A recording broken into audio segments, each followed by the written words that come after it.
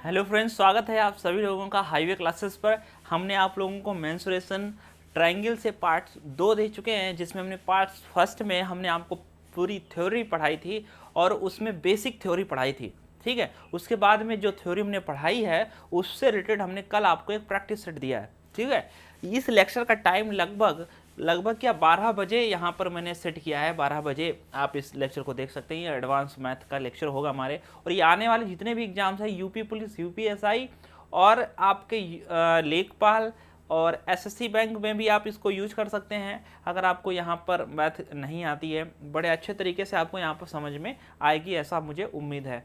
ठीक है, तो चलिए हम लोग यहाँ पर कंटिन्यू करते हैं उसी सीरीज को। आज हम लोग पढ़ेंगे फिर से ट्रायंगल, लेकिन ट्रायंगल के जो विशेष रूल हैं, स्पेशल केसेस हैं, वो कभी कभार आपके सामने आ जाते हैं तो आप उसमें फंस जाते हैं। तो उसी चीज़ से निकलने के लिए हम आपके थोड़ा सा रास्ता सरल बनाने का, सुगम बनाने का कोशिश करते हैं। तो पहले तो जो कॉन्सेप्ट रह गया उसको थोड़ा थोड़ा हम बताते रहेंगे, साथ साथ में क्वेश्चन लगा के उस चीज़ को हम समझाते रहेंगे। ठीक है, तो चलिए। लेकिन एक चीज़ है, सबसे पहले आप उन जो आपने 2 पार्ट्स आपको दिए हैं, उन दोनों पार्ट्स को आपको देखना पड़ेगा। इसके लिए हम आपको लिंक जो है डिस्क्रिप्शन में दे देंगे, नहीं तो यहाँ पर आई बटन आ रहा होगा, उस पर आप टच करिए, वहाँ पर आपको एक प्लेलिस्ट मिलेगी, उस पर आप जाकर भी ज्वाइन कर सकते हो, देख सकते हो। पहले उन दोनों लेक्चर्स को देखना, फिर इस लेक्चर को देखना, एकदम से नहीं देखना, क्योंकि जो भी लेक्चर होगा वो सीरियल से आएगा। ठीक है, तो चलो देखते हैं। जैसे एक हमारे पास एक अर्धवृत्त है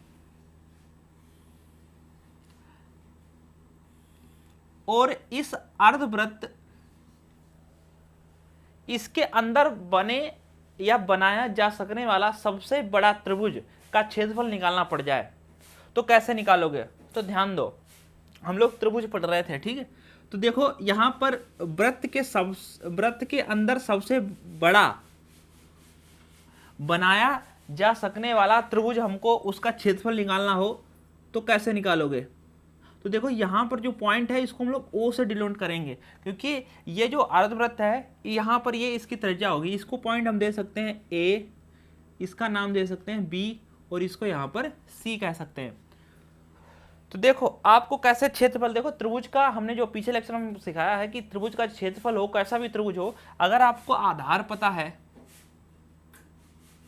ठीक है, और आपको लंब पता है, तो आप इन दोनों के गुणा कर दो और उसका फिर आधा कर दो। मतलब त्रिभुज का जो क्षेत्रफल होता है वो होता है 1/2 आधार गुणे लंब। ठीक है, तो आधार तो यहां पर ये हो गया, लंब यहां से डालेंगे, ये लंब है। ओसी, ओसी यहां पर क्या रहेगा, ये लंब का काम करेगा, और ये ए बी है, ये आपके आधार का काम करेगा त्रिभुज के लिए। ठीक, त्रिभुज के लिए। लेकिन अर्धवृत्त के लिए ये ए बी है व्यास, ठीक, ये ओसी है त्रिज्या, है कि नहीं है? बोलो भाई, त्रिज्या क्या होती है?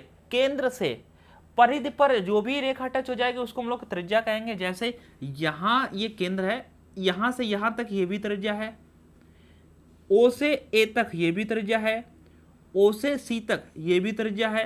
तो ये सभी त्रिज्या हैं, ठीक है, एक अर्धवृत्त की। तो बस हमको त्रिभुज का क्षेत्रफल चाहिए था। तो आप देखिए यहां पर त्रिभुज का क्षेत्रफल कैसे निकालोगे? त्रिभुज का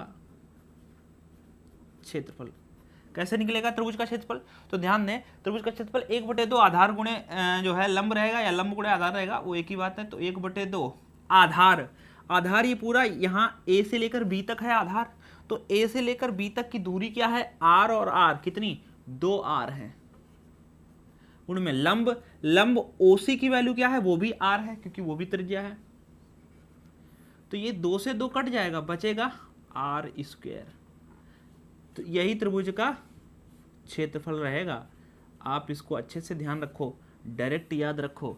अगर आपसे कहा जाए कि एक अर्धवृत्त है और उसकी त्रिज्या 7 सेंटीमीटर है, या 15 है, या 20-50 जितनी भी है, और उसका क्षेत्रफल बताओ, तो जस्ट आपको त्रिज्या का वर्ग कर देना है, क्षेत्रफल निकल के 1 सेकंड में आ जाएगा। जैसे कहा जाए कि एक अर्धवृत्त है जिसकी त्रिज्या जो है 14 है, उसके अंदर अर्धवृत्त के अंदर बनाया जा सकने वाला सबसे बड़े त्रिभुज का क्षेत्रफल क्या होगा। तो जस्ट हमें 14 का वर्ग करना है, 14 का वर्ग 196, मीटर में है तो मीटर स्क्वायर हो जाएगा, सेंटीमीटर है तो सेंटीमीटर स्क्वायर हो जाएगा।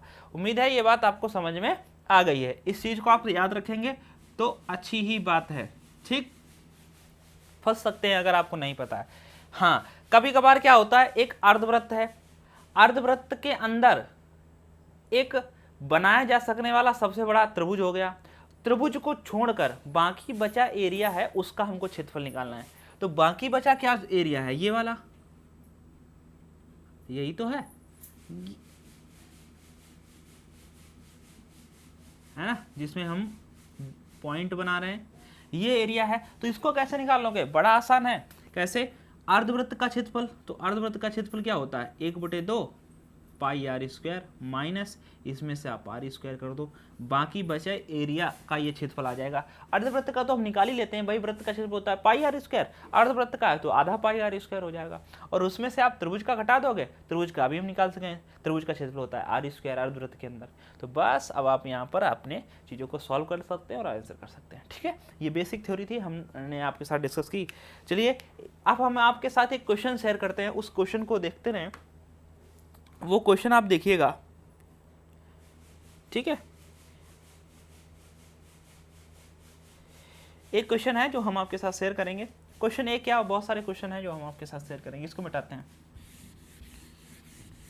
अपना क्या करना है, एक एडवांस मैथ का रजिस्टर बनाना है आपको। उसमें थ्योरी जो हम पढ़ा रहे हैं वो लिखना है, न्यूमेरिकल जो हम पढ़ा रहे हैं वो लिखना है, साथ साथ में ही सब कुछ ऐसे ही लिखते जाना है जैसे हम पढ़ा रहे हैं। एक आपको अर्थमेटिक का रजिस्टर बनाना है। जो अर्थमेटिक का लेक्चर है वो आपका जो लेक्चर आता है वो शाम को 7 बजे आएगा, और ये वाला लेक्चर दोपहर में आएगा, ठीक।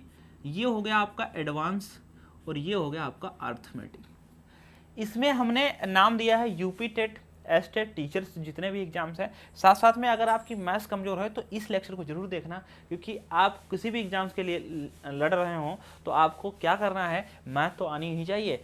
क्वेश्चन वही रहते हैं सेम, ठीक है। थोड़ा सा जो है लेवल में फ़र्क पड़ता है। तो सबसे पहले आप देखिए क्या इस लेवल को चेक करिए, ये लेवल हमारे आता है कि नहीं आता है। नहीं आता है तो आप इसको पढ़िएगा, ठीक है। फिर यहाँ एडवांस मैथ हो जाएगा, इसी में आपको और अच्छे से मैथ मिलती रहेगी। ये मैथ्स के लिए आप हमारे चैनल को जरूर सब्सक्राइब कर लें, ऑल नोटिफिकेशन पर क्लिक करें, ठीक है, सभी लोग। चलो, और एक चीज़ हमें आपसे बतानी थी कि अगर आपको लग रहा है कि हमारा डाटा ज़्यादा जाता है, वैसे जाएगा नहीं। अगर आपके पास वाईफाई अवेलेबल है तो ठीक है, कोई बात नहीं, बढ़िया बढ़ा के देखो। नहीं तो आप इसको क्या करो, जब देखा करो तो क्वालिटी को 360 पे सेट कर लिया करो, 360 पर। और यूट्यूब पर ही देखा करो 360, डाउनलोड मत किया करो, यूट्यूब पर ही देखो, 360 पिक्सल पर देखो, आपको अच्छा दिखेगा, क्वालिटी अच्छी रहेगी, ठीक है, आपका डाटा भी कम जाएगा। चलो, क्वेश्चन है उस त्रिभुज का क्षेत्रफल क्या होगा जिसका परिमाप 32 सेंटीमीटर है, एक भुजा 11 सेंटीमीटर है, अन्य दो भुजाओं का जो अंतर है वो 5 सेंटीमीटर है। तो देखो, आपको हमें उस त्रिभुज का अभी त्रिभुज ही नहीं पता है कि त्रिभुज है कौन सा। जब हमारे पास भुजाएं निकल के आ जाएंगी तो हम ये भी कह सकते हैं कि ये वाला त्रिभुज है। भुजाओं से देखकर हम त्रिभुज का पता लगाते हैं। तो देखो, सबसे पहले तो हमें दिया क्या गया है वो हम देख लेते हैं। सबसे पहले हमें त्रिभुज का परिमाप दिया गया होता है। मान लेते हैं कि उस त्रिभुज की भुजाएं ए बी सी है, तो उसका परिमाप क्या हो जाएगा, उसका परिमाप हो जाएगा ए प्लस बी प्लस सी। ये आपको कितना दिया गया है, ये आपको दिया गया 32 सेंटीमीटर, ठीक। और आपको दिया गया है एक भुजा 11 सेंटीमीटर है। वो एक भुजा कोई भी मान लो, मान लेते हैं ये भुजा ए 11 सेंटीमीटर दी गई, ठीक। और फिर कह रहे हैं दो भुजाओं का अंतर 5 सेंटीमीटर है। दो भुजाओं का अंतर, बाकी दो भुजाएं कौन सी बची हैं, बी और सी। तो बी और सी में जो अंतर है वो कितना है, 5 सेंटीमीटर है। अब हमको बताना है उस त्रिभुज का क्षेत्रफल। तो त्रिभुज का क्षेत्रफल निकालने के लिए तीनों भुजाओं का पता होना अति आवश्यक है। एक पता है हमें 11, तो बस एक 11 पता है, इसमें वैल्यू यहाँ पर रख लो। तो जब यहाँ पर वैल्यू इसको पुट करोगे तो ये 11 ऐसे लिखोगे, यहाँ पर 11 प्लस बी प्लस सी बराबर 32। तो b प्लस सी बराबर 32 से इधर 11 घटने पर, क्योंकि जब ये बराबर लगा है और बराबर की जो वैल्यू इधर है, अगर उसको उधर ले जाओगे उस साइड में तो उसके साइन चेंज होते हैं, माइनस का प्लस हो जाएगा, प्लस का माइनस। तो 32 में से ये 11 घटा दो तो 2 में से 1 गया 1 और 3 में से 1 गया 2, 21 बचेगा। b प्लस सी बराबर 21, और हमें यहाँ पर b माइनस सी बराबर 5 पता है, तो यहाँ पर हमको b और c की वैल्यू निकाल लेते हैं। एक तरीका बताते हैं बड़ा आसान। कभी भी अगर b प्लस सी और b माइनस सी हो, x plus y x minus y हो, कभी भी मतलब ऐसे वेरिएबल होना, एक बार जुड़ रहा हो एक बार घट रहा हो, तो जो सबसे पहले लिखा है उसकी अगर आपको वैल्यू चाहिए, मतलब b का मान चाहिए, तो आप इनको जोड़कर आधा कर लो। 21 और 5 26, 26 का आधा 13, मतलब b की वैल्यू कितनी आ गई 13। इसी प्रकार आपको इधर जो प्लस माइनस के इधर वैल्यू लिखी है, जैसे c की वैल्यू चाहिए तो आप घटा के आधा करो, तो 21 में से 5 गए 16 और 16 का आधा 8, तो यहाँ पर c की वैल्यू आ गई 8। ठीक है, वैसे भी आप यूज कर सकते हो, ये प्लस का है माइनस का काट गए, b 2b हो गए, इधर 21 5 16 21 और 5 26 हो गए, तो 2b बराबर 26 तो b बराबर 13, ऐसे भी यूज कर सकते हैं। तो बस a का मान हमें यहाँ पता था, a बराबर 11 है, b बराबर 13 है, c बराबर 8 है, तो ये एक समबाहु त्रिभुज नहीं, सॉरी ये एक विषमबाहु त्रिभुज है। और विषमबाहु त्रिभुज का क्षेत्रफल क्या होता है, ये हम यहाँ पर लिख दे रहे हैं, under root s minus a s minus b s minus c under root के अंदर। ठीक है, इसके लिए हमें यस निकालना पड़ता है। यस कैसे निकलता है, सभी भुजाओं का जोड़ करके आधा कर लो, क्योंकि अर्ध परिमाप। तो 11 और 13 24, 8 32, 32 का आधा 16। ठीक है, तो एक बार फिर से जोड़ लेते हैं। 11 में 13 जोड़ दोगे तो 24 हो जाएगा, 24 में अगर आप 8 जोड़ोगे तो 32 हो जाएगा। ठीक है, 32 का जब आप आधा करोगे तो जो है 16 आएगा। ठीक है, क्योंकि यस बराबर क्या होता है, a plus b plus c by 2।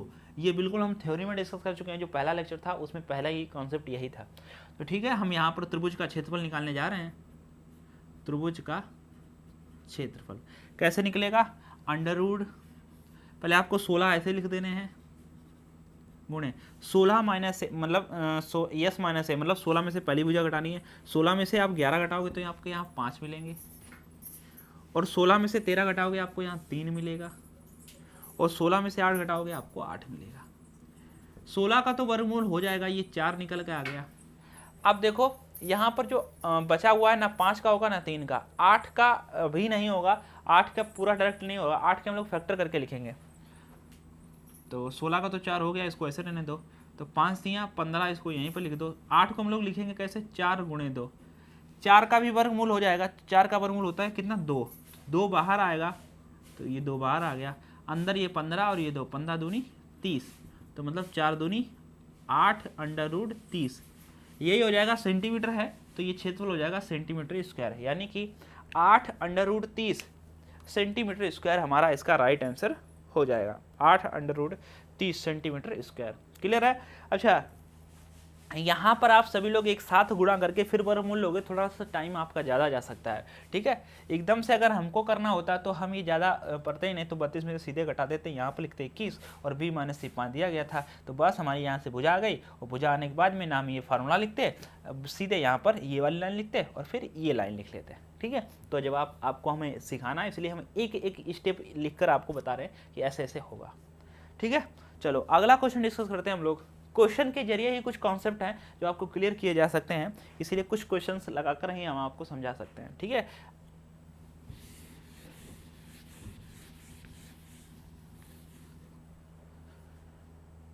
अगला सवाल है,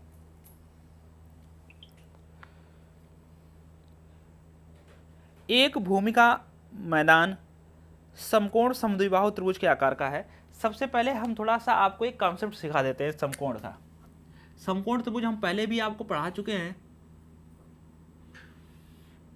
लेकिन आप एक बार फिर से देख लीजिए। तो ये ए बी सी, ये एक समकोण त्रिभुज है। समकोण त्रिभुज में पाइथागोरस प्रमेय लगती ही, आप कर्ण का स्क्वायर बराबर लंब का स्क्वायर प्लस आधार का स्क्वायर जानते हैं। इसको हम लोग समकोण समद्विबाहु त्रिभुज है, मतलब जितनी भुजा ये है उतनी ही भुजा ये है। ठीक है, इसको कहते हैं समकोण समद्विबाहु। क्या नाम है इसका, समकोण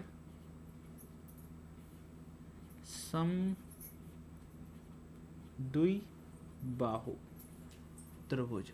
समकोण समद्विबाहु त्रिभुज का मतलब होता है, सम मतलब बराबर, द्वि मतलब दो, बाहु मतलब भुजाएं, दो भुजाएं तो बराबर होंगी, साथ साथ में एक कोण समकोण भी होगा। ठीक है, तो इसको तो हम लोग कर्ण कहते हैं।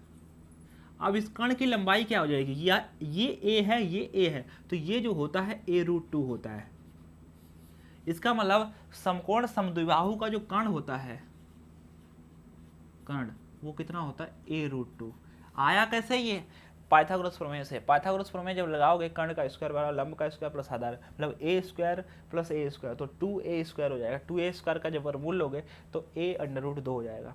ठीक है, तो ये कर्ण होता है a√2 समकोण समद्विबाहु में, ये आपको ध्यान रखना है। बाकी अगर इसका क्षेत्रफल की बात कर लें,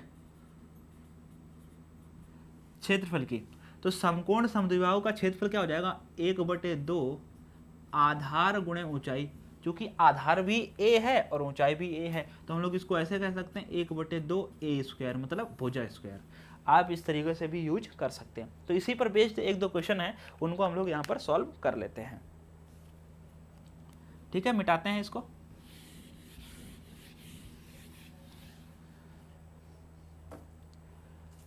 तो देखिए, कहा गया है एक भूमि का मैदान समकोण समद्विबाहु त्रिभुज के आकार का है। इसके विकर्ण की लंबाई 50√2 मीटर है। 50√2 मीटर है।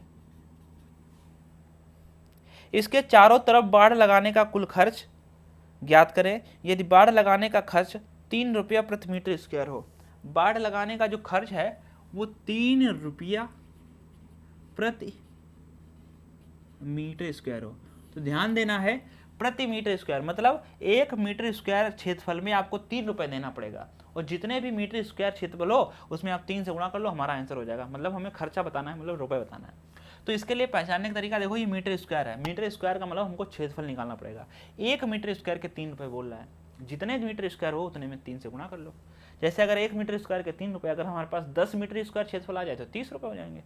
इसके लिए हमें क्षेत्रफल निकालना पड़ेगा। इसके लिए हमें पहचानो त्रिभुज कौन सा है, वो कह रहा है समकोण समद्विबाहु है, पहले उसने बता दिया, मतलब ये भी a, ये भी a, और ये कर्ण कितना होता है a√2, ये अभी हमने आपको डिस्कस करके बताया।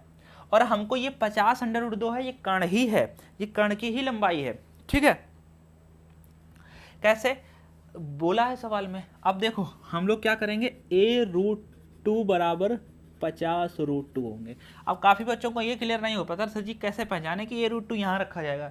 एक चीज़ ध्यान रखना, जो सवाल में दिया जाएगा हम लोग उसी को उसके बराबर करेंगे। जैसे ये 50√2 सवाल बोल रहा है, ये विकर्ण है, अच्छा a√2 ये क्या है, ये भी विकर्ण है, तो इसीलिए विकर्ण बराबर विकर्ण, तभी तो बीच में बराबर का लगेगा। अब क्षेत्रफल का तो फार्मूला यहाँ पर रख नहीं दोगे, अगर आपको यहाँ क्षेत्रफल दिया गया होता तो क्षेत्रफल का फार्मूला रखते हैं। ठीक है, तो √2 कट जाएगा, a बराबर कितना आ जाएगा 50, a बराबर 50 आ गया। अब क्षेत्रफल निकालना है, तो क्षेत्रफल होता है 1/2 भुजा स्क्वायर, भुजा कितनी 50, 50 का वर्ग कितना 2500, या आप इसको ऐसे 2 बार लिख सकते हो भाई, लंब गुणे आधार, वो जितना लंब है उतना ही आधार है, 50 गुणे 50, 2 से काट दो, 50 को 25 आ जाएगा, और 25 पंचे 125, ये वाला 0।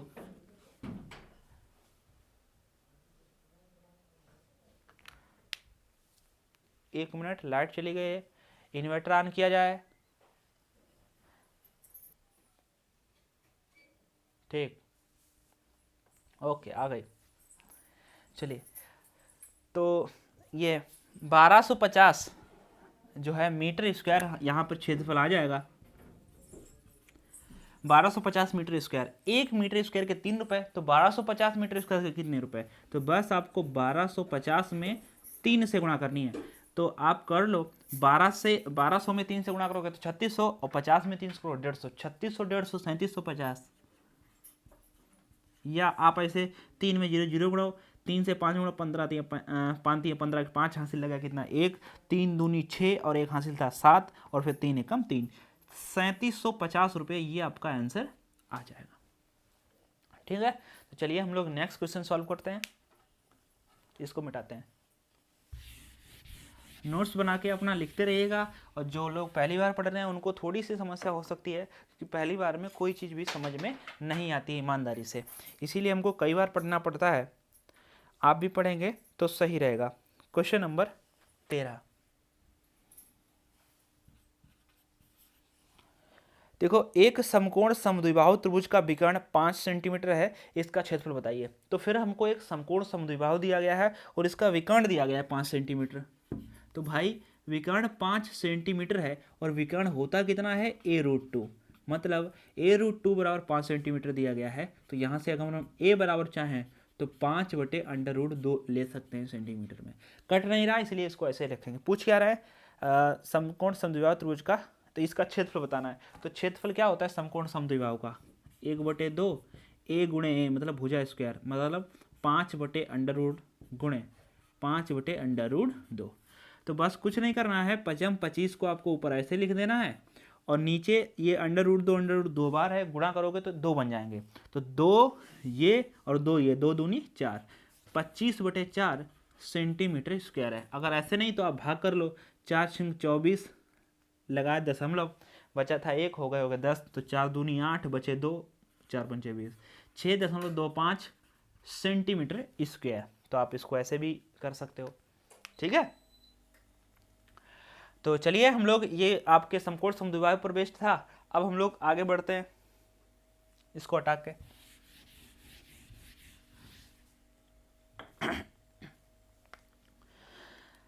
अच्छा, कुछ यहाँ पर एक कॉन्सेप्ट है समकोण से रिलेटेड, वो भी हम आपको डिस्कस करके बता दें। जैसे मान लेते हैं कि ये समकोण, हमारे पास एक त्रिभुज है, ठीक है, और यहाँ पर एक समकोण बनता है, और इस समकोण से इस कर्ण पर जो लंब डाला जाता है, इसको शीर्ष लंब कहते हैं, विलंब कहते हैं। इसको हम लोग डी नाम दे देते हैं, BD। मतलब अगर आपसे कहीं BD की लंबाई पूछ ली जाए, यहाँ समकोण से कर्ण पर डाले गए लंब की लंबाई पूछ ली जाए, तो कैसे निकालोगे? तो ध्यान रखना है, इस AB गुणे BC बटे में AC, मतलब इस अभिलंब की लंबाई निकालोगे। AB क्या है, लंब, गुणे BC क्या है, आधार, और बटे कर्ण से आपको भाग करना पड़ेगा। तो ये आपके समकोण से कर्ण पर डाले गए लंब की लंबाई निकल के आ जाएगी। पहली पॉइंट ये आपको याद करके रखना है अच्छे से, क्योंकि अगर आपको बीच में आ जाएगा तो फिर अगर आपने पढ़ा नहीं है, सवाल इतू सा होगा लेकिन लगेगा नहीं, ठीक। दूसरी बात, अगर आपको अंतःवृत्त की त्रिज्या आ जाए निकालने को,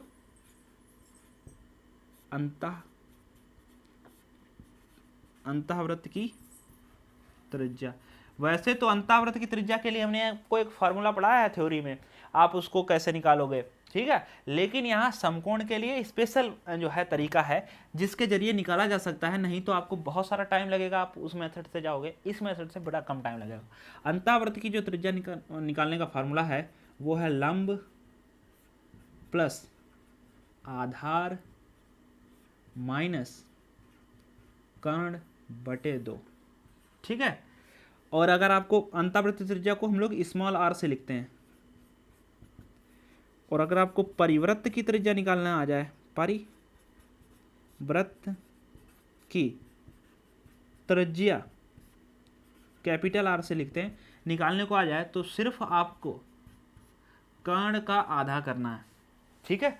तो ये एक स्पेशल केस है जो आपको लिख लेना है, यूज होंगे अभी आपके साथ, इसी पर बेस्ड हम यहाँ पर आपको क्वेश्चन भी लगवाते हैं, ठीक। तो देखो, मिटा दें इसको, नोट कर लेना अच्छे से, ठीक।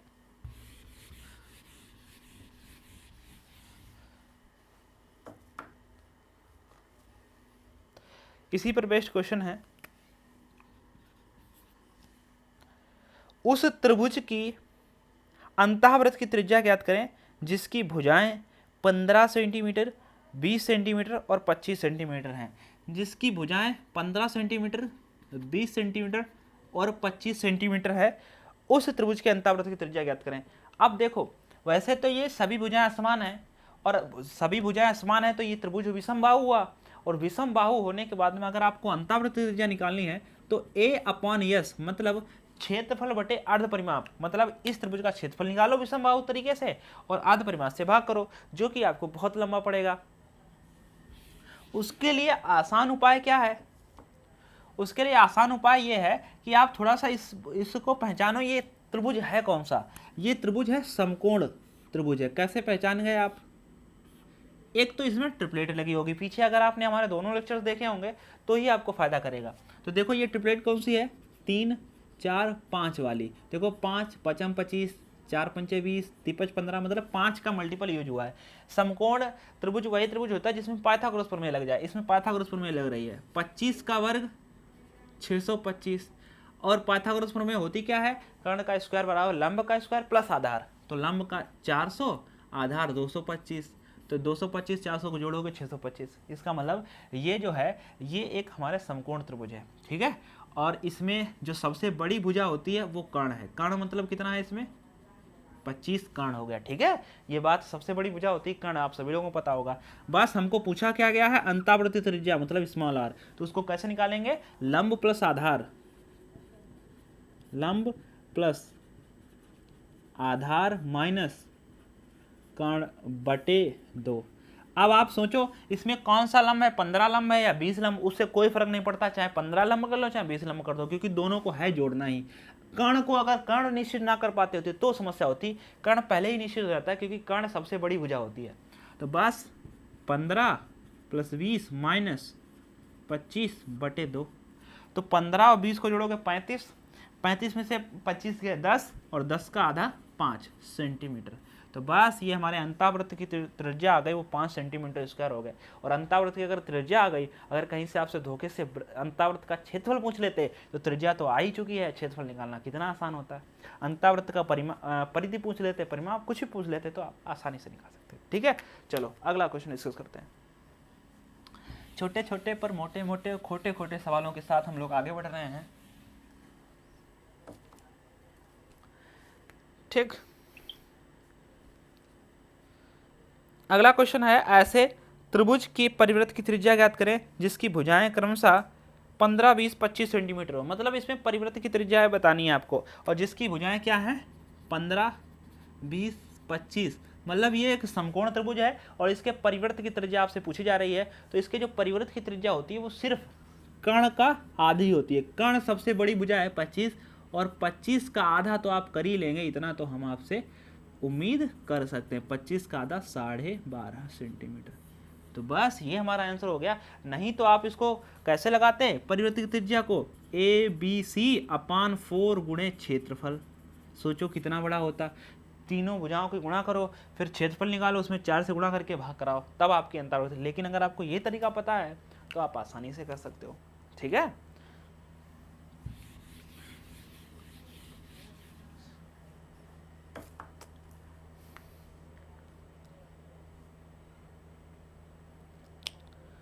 अगला सवाल है, एक त्रिभुज के आधार और अभिलंब क्रमशः 12 सेंटीमीटर और 5 सेंटीमीटर है। इसके समकोण वाले शीर्ष से कर्ण की लंबवत दूरी ज्ञात करें, ठीक है।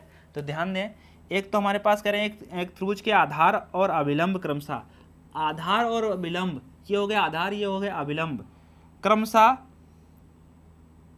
12 सेंटीमीटर 5 सेंटीमीटर, मतलब ये 12 है और ये 5 सेंटीमीटर है। तो जाहिर सी बात है ये वाली भुजा इसमें मिल रही होगी, त्रिभुज बना होगा। अगर ये 5 है ये 12 है तो ये पक्का 13 होगा, क्योंकि एक त्रिभुज के आधार और अभिलंब क्रमशः 5 12 सेंटीमीटर हैं। इसके समकोण, तो देखिए एक बार फिर से, ये हमको दिया गया है आधार 12 है और ये 5 सेंटीमीटर है, ठीक है। तो ये 5 है, ये 12 है, ट्रिपलेट के हिसाब से जो हमने आपको लिखाई देखो वही यूज हो रहे हैं, अभी तक कोई और यूज नहीं हुई है। तो ये पक्का 13 होगी जो हम 4 ट्रिपलेट लिखाई, नहीं तो आप पाइथागोरस प्रमेय से भी निकाल सकते हो। तो ये देखो, और हमसे पूछ क्या रहे हैं, ये BD की लंबाई, समकोण बनाने वाले शीर्ष से कर्ण की लंबवत दूरी बताइए। मतलब कर्ण की लंबवत दूरी, ये लंब ही होता है शीर्ष लंब, इस BD की लंबाई बतानी है हमको। तो BD की लंबाई भी हमने आपको सिखाई है, कैसे निकालोगे, AB गुणे BC बटे AC।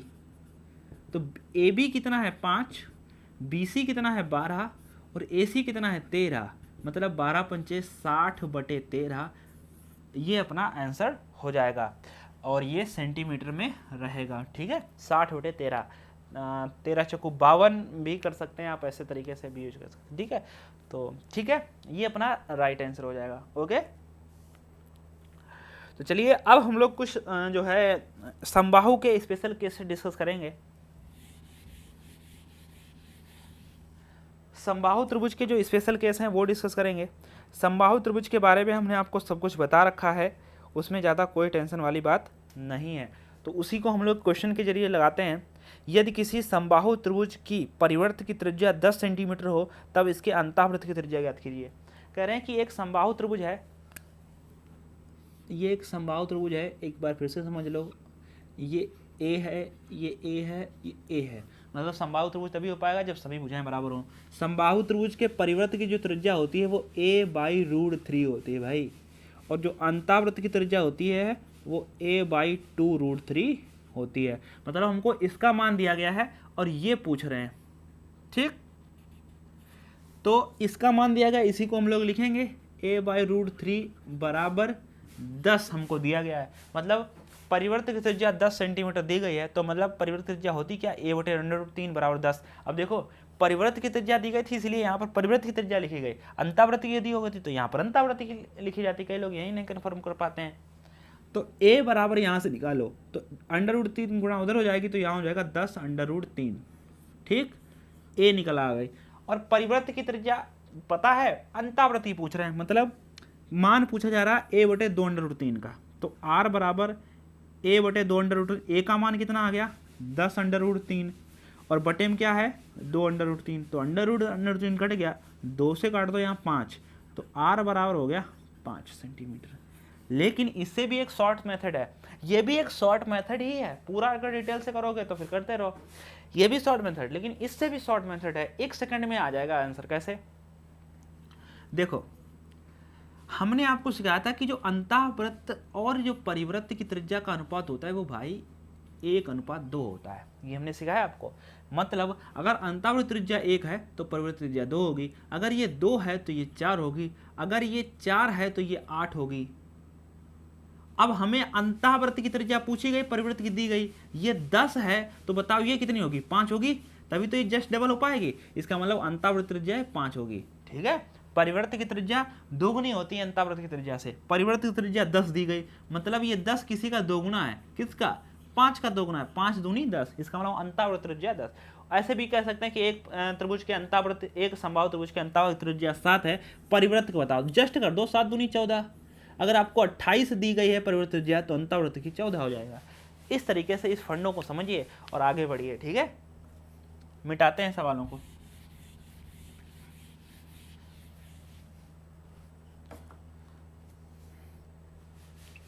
चलो अगला क्वेश्चन है, यहां पर एक समबाहु त्रिभुज के अंतःवृत्त की त्रिज्या की लंबाई 3 सेंटीमीटर है, अंतःवृत्त की त्रिज्या की लंबाई 3 सेंटीमीटर है, तब इसके प्रत्येक माध्यिका की लंबाई बताओ।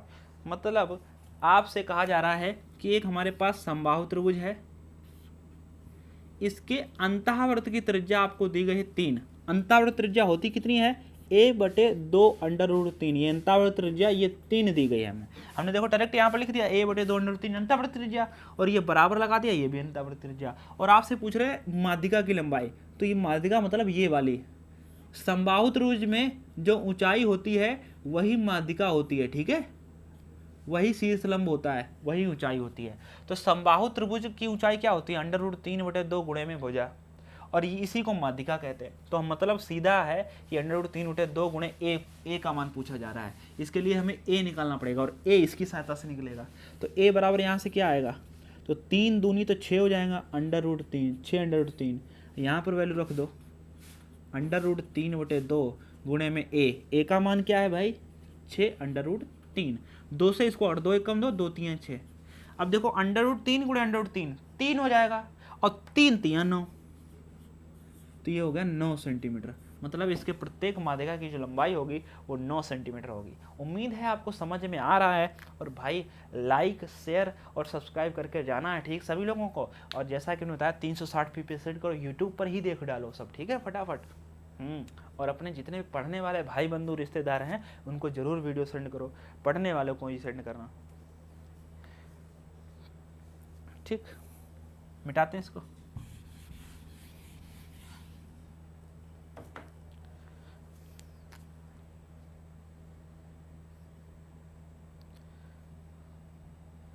अगला क्वेश्चन है, कहा जा रहा है एक वृत्त के अंदर बने समबाहु त्रिभुज का क्षेत्रफल 9√3 सेंटीमीटर स्क्वायर है, वृत्त का क्षेत्रफल ज्ञात करें।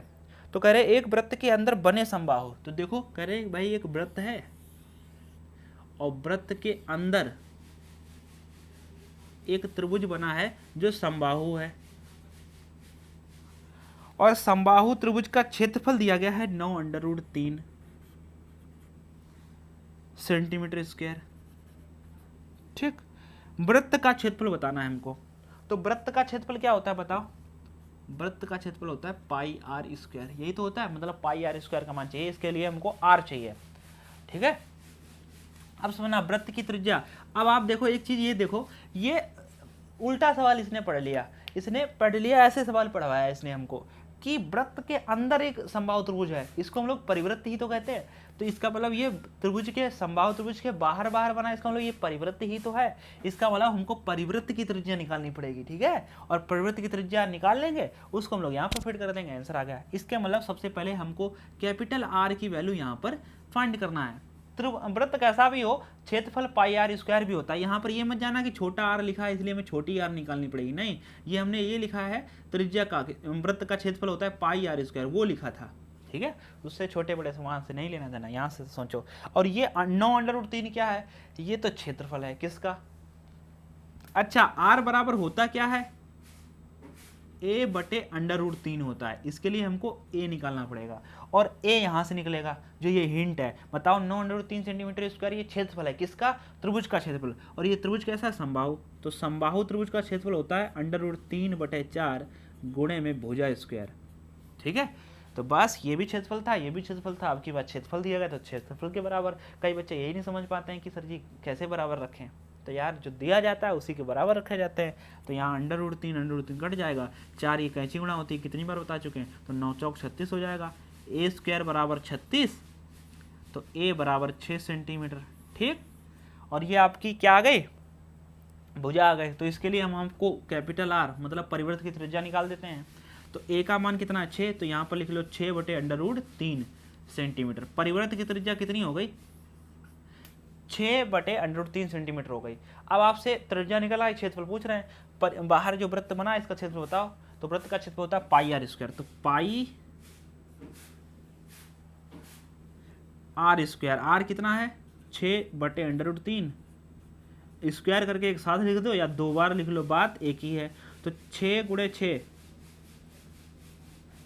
36, √3 कितना होता है? 3। अब 3 से तो काट दो, 3 कम 3 दूनी 6, 12, और ये पाई ऐसे ही बच गया 12 पाई। जब तक कटता नहीं है तब तक पाई का मान रखा नहीं जाता है, पैसे रख दीजिए, या तो फिर ऑप्शन उस हिसाब से हो। तो 12 पाई हमारा आंसर हो जाएगा यहाँ पर। उम्मीद है समझ आया होगा। जिनको भी समस्या हो तो आप स्क्रीनशॉट लेकर हमारे जो ऑफिशियल व्हाट्सएप नंबर है उस पर आप मैसेज कर सकते हैं, अन्यथा आप हमारा टेलीग्राम जो ग्रुप है उस पर आप जरूर जाइए। टेलीग्राम जो ऐप है जो है उसको आप इंस्टॉल करिएगा, और उसमें आप सर्च करिए हाईवे क्लासेस। ठीक है, तो वहाँ पर हमने ग्रुप बना रखा है, काफ़ी बच्चे जुड़े हैं, तो जो भी समस्या आप उसमें डाल दीजिएगा, वो हम आपके साथ वहाँ डिस्कस कर लेते हैं। कई दफ़े यूट्यूब नोटिफिकेशन नहीं भेजता है तो हम जो क्लासेस हैं वहीं पर डाल देते हैं। ठीक है, तो वहाँ से भी आप देख सकते हो। तो चलिए हम लोग एक लास्ट क्वेश्चन और डिस्कस करते हैं आपके साथ। बहुत ही खूबसूरत और अच्छा प्यारा क्वेश्चन है।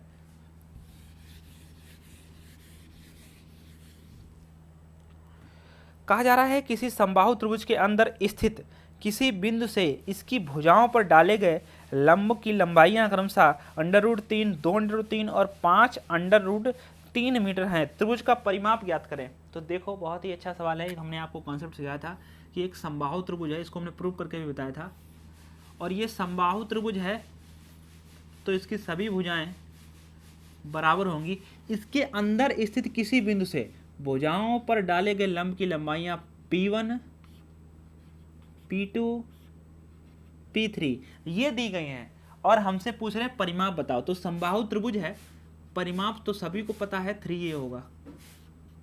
अब सिर्फ बात इतनी है कि ये a कैसे निकले। a, तो a को निकालने के लिए हमको यहाँ पर एक हिंट लेनी पड़ेगी, याद रखना पड़ेगा 2/√3। इसको हमने प्रूव करके बताया है P1, P2, P3 पहली क्लास में हमने इसको प्रूव करके दिखाया, इसलिए हम कह रहे हैं पहले उन सभी क्लासेस को देखिएगा।